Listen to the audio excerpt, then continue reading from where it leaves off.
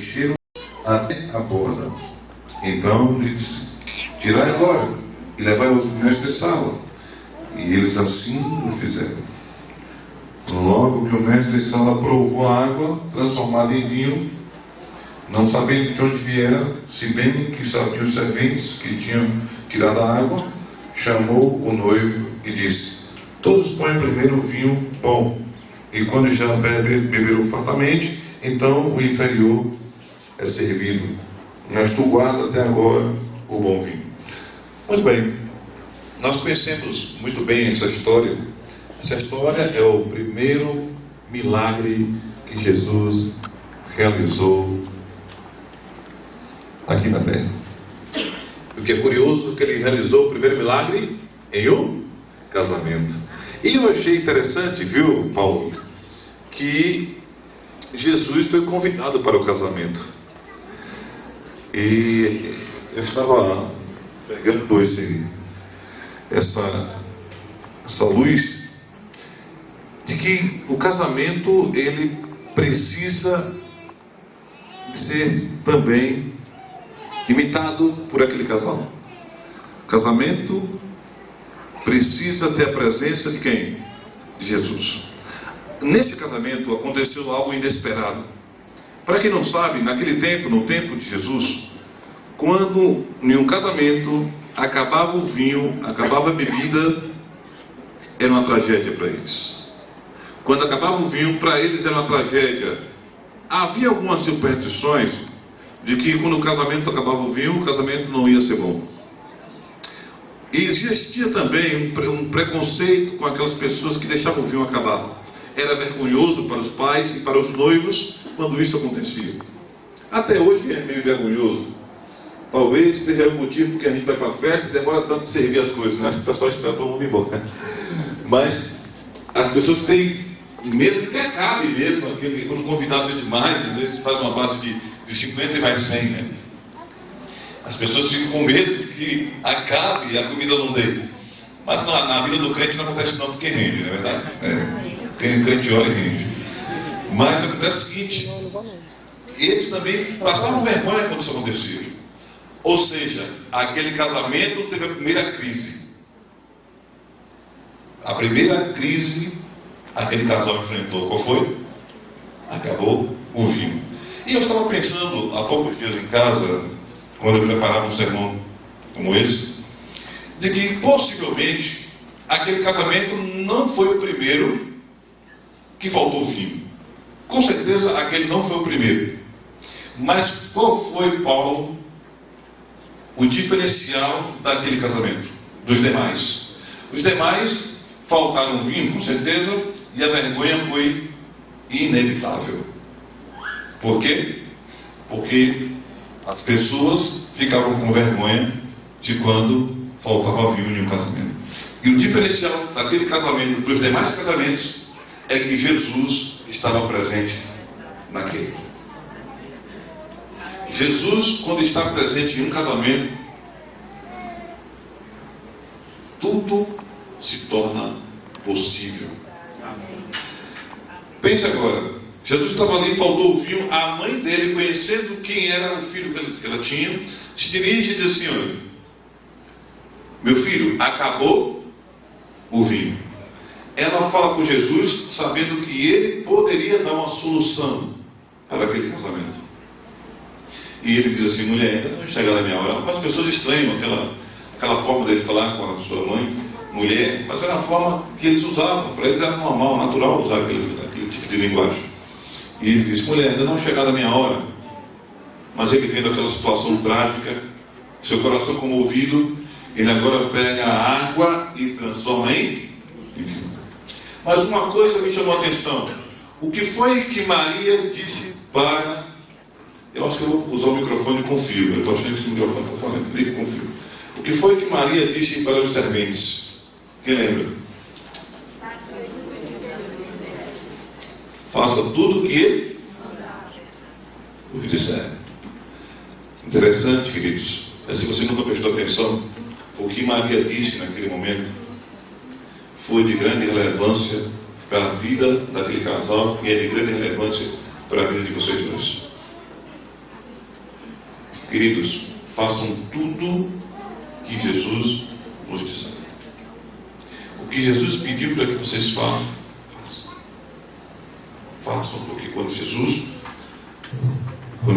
pede para fazer, Ele sabe o que está pedindo. O primeiro conselho que eu dou para vocês nesta noite é: faça tudo que Ele nos disser. Mas para que isso aconteça, vocês têm que convidar Jesus para fazer parte do casamento de vocês. Jesus foi a solução daquele casamento e será sempre a solução de todos os casamentos na face da terra, quando o casal coloca Ele no centro. Eu costumo dizer que o casamento não é a 3, é a 2, é a 3. É você, Paulo, você, Edoíque e Jesus. Se o casamento de vocês, Jesus não for o centro, quando o vinho acabar, o casamento acaba também. E eu vou logo falar para vocês: o vinho que acabou ali é no literal. Mas existem alguns vinhos que têm acabado no casamento de algumas pessoas, e nós percebemos isso com muita clareza. O vinho da incompreensão, o vinho da intolerância, da infidelidade, o vinho da falta de dinheiro. Isso pode acontecer. O vinho da falta de respeito e, o mais pesado talvez, o vinho da falta de amor. Há poucos dias eu conversava com uma mulher, ela disse: não amo mais meu irmão. Que tristeza. Mas Paulo, deixa eu dizer uma coisa para vocês dois.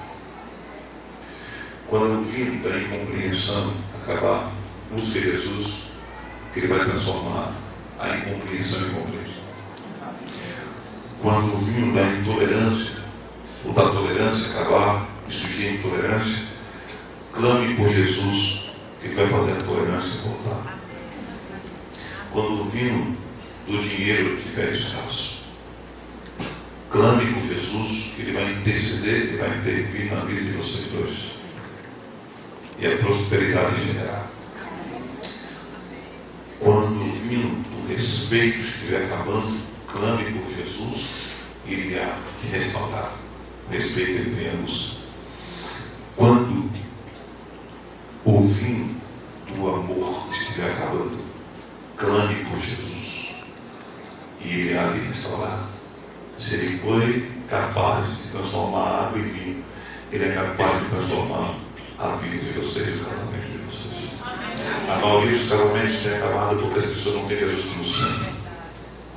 As pessoas não colocam Jesus como centro do seu casamento. Eu tenho 20 anos de casado e eu sei o que estou falando.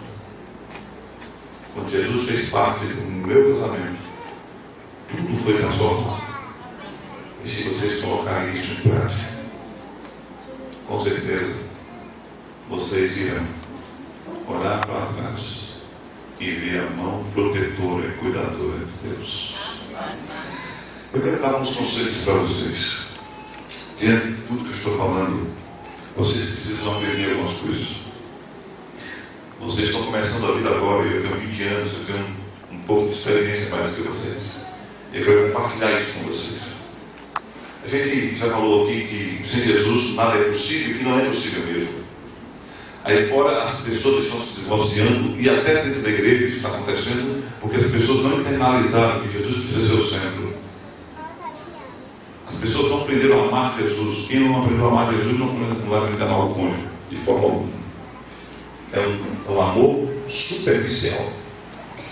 Não tem profundidade, não tem raiz. As pessoas que aprenderam a amar Jesus, o seu amor para com o outro tem raiz. Mas eu quero dar alguns conselhos na vida cotidiana. Quando terminar este casamento aqui, essa cerimônia, vocês dois se tornarão uma só carne. Deu para entender? A Bíblia diz que vocês serão um. E para que vocês vivam bem sendo um, porque não é fácil, e eu vou explicar por quê. Porque você é diferente dela, já começa pela cor. É que nem eu e minha esposa, olha lá. Já começa pela cor, né? Nós somos diferentes. Você é diferente dela, já começa pelo tamanho. Ela é mais baixinha, você é mais alto, né? Então entenda que você é diferente dela. E ela é diferente de você. E a diferença, quando é física, isso é irrelevante. É irrelevante, sim ou não? A cor não vai influir em nada. O tamanho não vai influir em nada. Agora, passa a ser preocupante quando as diferenças elas são de personalidade, e com certeza isso vai acontecer. Sabe por quê? Porque você foi criado de uma forma, você veio do padrão geracional e ela veio do padrão geracional. Você foi criado de uma forma e ela é criada de outra forma, e vocês precisam compreender isso, para que vocês vivam bem. Com certeza, eu não sei, é muito difícil você fazer um casamento hoje e que os dois são iguais. E quando é igual, a coisa está muito boa, não. Imagine duas pessoas metódicas dentro de uma casa. Duas pessoas com mania de limpeza. Misericórdia. Quem aguenta? Imagine duas pessoas enjoadas dentro de casa. Não é brigar o tempo todo, né? Tem que ter um pouco mais paciente. Né? Mas você, com certeza, deve ter alguma coisa diferente dela e ela é diferente de você.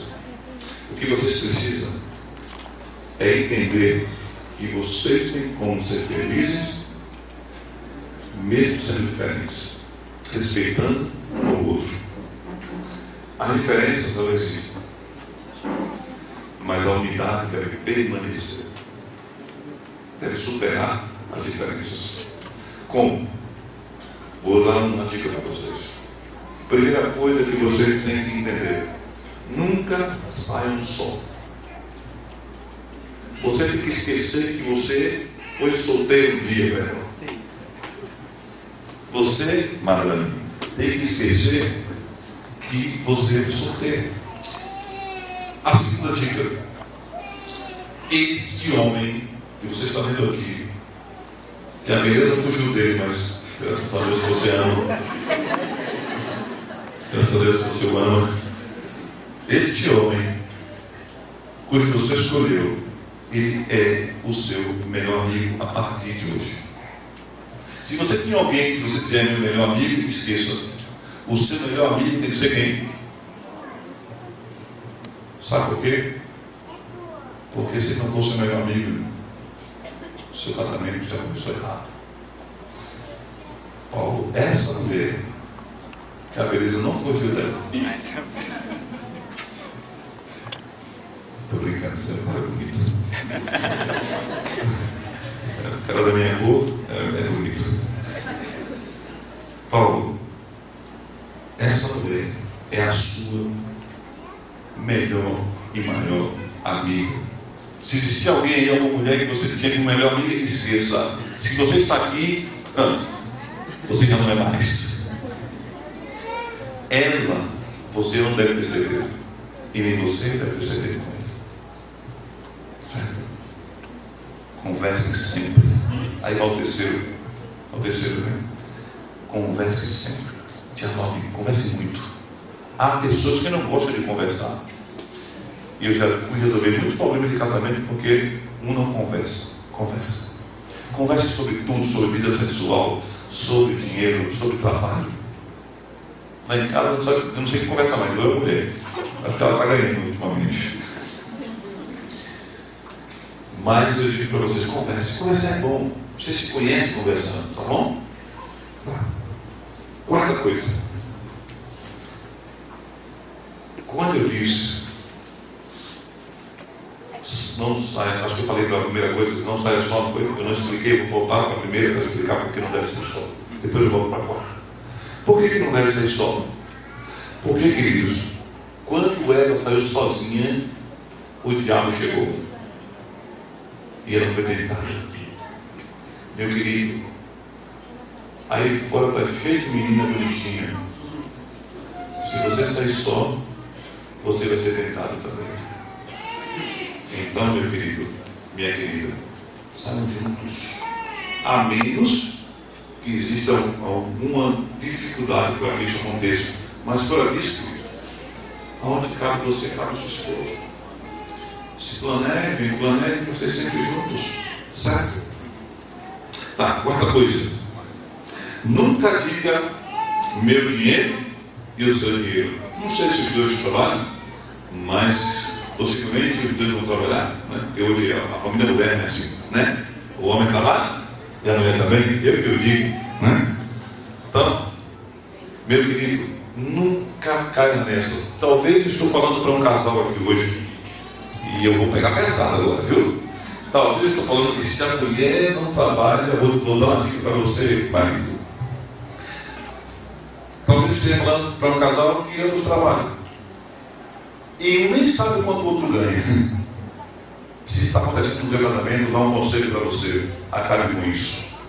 Porque você já começou a dividir as coisas. E talvez estou falando para um casal que até quando sabe quanto ganha. Mas é assim, aqui em casa eu pago a luz e você paga a água. O aluguel, o mês que vem eu pago um, você paga o outro.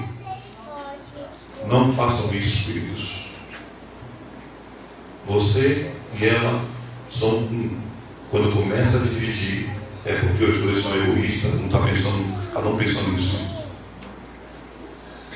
Mas quando vocês juntam tudo, olha, eu ganho 3 mil, você ganha 2, nós juntamos tudo a quê?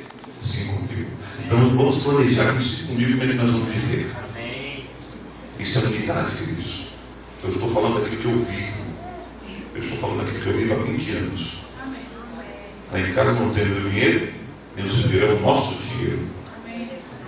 E me contaram uma história meio curiosa. O camarada casou e eles dividiu tudo. Um dividia, ele pagava tudo, pagava não sei o que e tal, e começava muito bem. Depois, com meio 3 anos de casamento, já começou a fazer ingressar, e o camarada perdeu o emprego, perdeu o segundo emprego, e a mulher trabalhando lá, ganhando mais que ele. Quando ela um dia com um carteiro de desempregado, ela disse assim, aí ela não pagou a luz. Era mês dele, não pagou, e aí não pagava, ele não paga, desempregado não paga, cortava a luz. E o que ela fez? Ela foi na vizinha de um gato, botou dentro do quarto dela, e só que ela dormir no outro quarto. Então, meu irmão, caia fora desse negócio de dividir, viu? Não existe isso. Não existe. Agora eu vou falar para aqueles homens que têm esposa que não trabalham. Tem homens, meu pai já fez muito isso. É homem que trabalha e a mulher não sabe nem quanto ele ganha e quanto ele tem guardado. Porque se morrer, ninguém sabe. Meu irmão, não faça isso não. Diga a tua esposa tudo que tu tem quanto tu ganha. Porque se tu fechou o paletó, ela não sabe quanto tu ganha nem quanto tu tem guardado. Então, meu querido, não faça isso não, porque você está sendo egoísta. A sua esposa trabalha tanto quanto você, porque você não de casa, troca um dia. Passa uma semana cuidando da casa e não ela trabalhando no lugar. E tu vai ver como é que é o negócio. Eu já fiquei sozinho em casa uma semana, queimei a arroz 2 vezes. O negócio é claro. Então, queridos, não façam isso. Não façam isso. Tá bom? Muito bem. Quinto conselho. Eu vou até falar da conselho, eu não sei mais. Quinto conselho.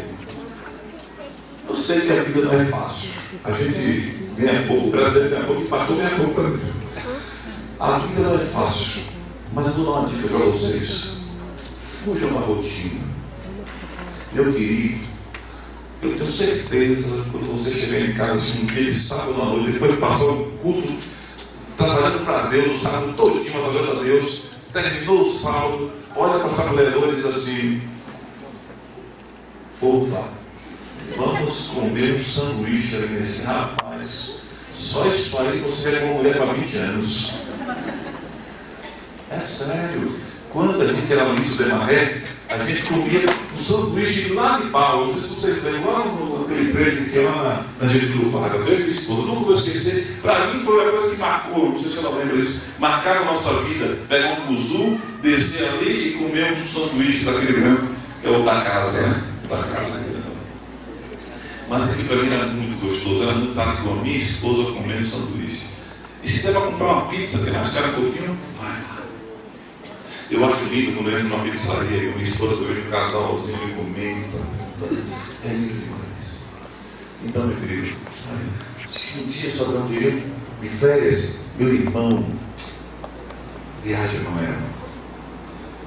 Eu agora passei 3 dias no hotel com a minha esposa, lá perto de Maragogi. Tá lindo. Um hotel lindo e maravilhoso. Só eu e ela, nem filho para perturbar. Aí choveu e a gente veio embora, mas eu tinha um casamento para fazer. Você me ligou, estava lá, né? Você me ligou, estava lá no hotel, você me perturbando lá no hotel. Ele me ligando, viu?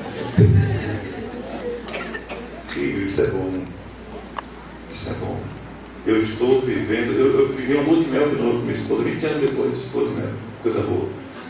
Então, queridos, façam isso, tá bom? E vão ser felizes. Colocou Jesus como centro.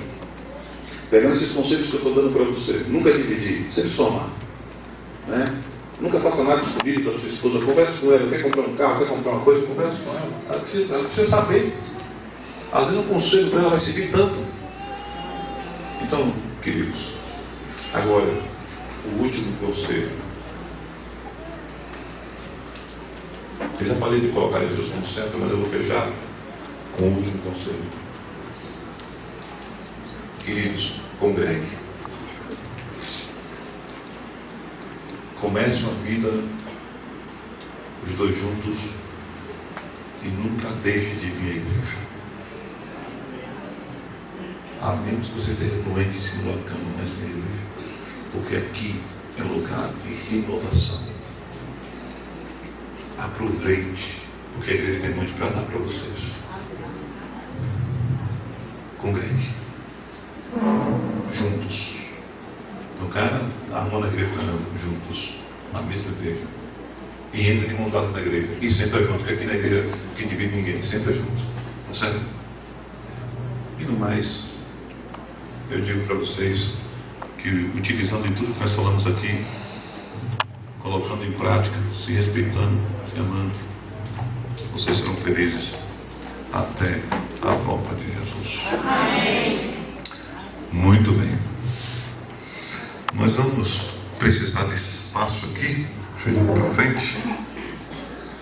Não, fica aqui, não descer nada. Vocês hoje é estrela aqui. Não precisa descer, tá bom? Eu vou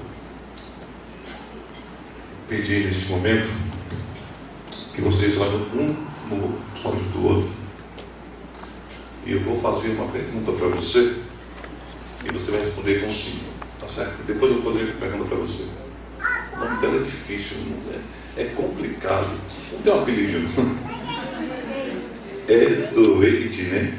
É Doide. Muito bem. Paulo.